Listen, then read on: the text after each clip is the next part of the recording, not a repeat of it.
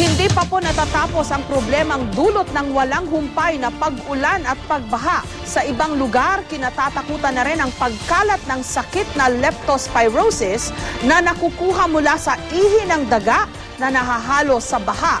May report si Mav Gonzalez. Minsan nga lang lumusong sa baha, tinamaan na agad ng sakit na leptospirosis si Charlene Idan. Hindi raw niya alam na maaari itong makuha sa ihi ng daga o sa baha. Ni hindi nga raw niya alam na may sakit palang kung tawagin ay leptospirosis. Bago yun na.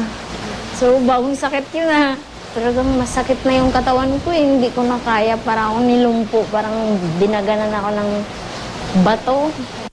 Ayon sa mga doktor, isang bacterial infection ang leptospirosis na naipapasa sa pamamagitan ng ihi ng hayop gaya ng daga.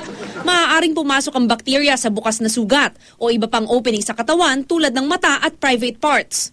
Ngayong tagulan at madalas bumaha, mas madaling makakuha ng leptospirosis. Halimbawa kasi may sugat ka sa paa at lumusong sa baha, maaaring pumasok ang bakterya doon sa sugat at ma-infect ang tao.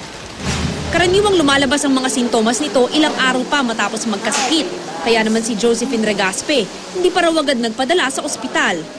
Parang trangkaso lang po talaga. Dalawa lang sina Charlene at Josephine sa mahigit 2,000 naitalang kaso ng leptospirosis sa Pilipinas simula nitong Enero. Karamihan, taga Region 10 at Western Visayas. 106 sa kanila ang namatay. Kung di raw kasi maagapan, maaari itong magdulot ng kidney damage. Kaya ngayong panahon ng tagulan at baha, alerto ang Department of Health. Ngayon, naka-leptospirosis alert tayo sapagkat maraming bahagi ng bansa ang binaha.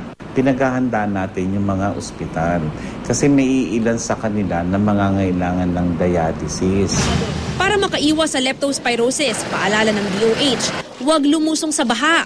Kung makaranas din daw ng pananakit ng katawan, lagnat, pamumula ng mata, sakit ng ulo, pagsusuka at diarrhea, magpatingin agad sa doktor para agarang maagapan.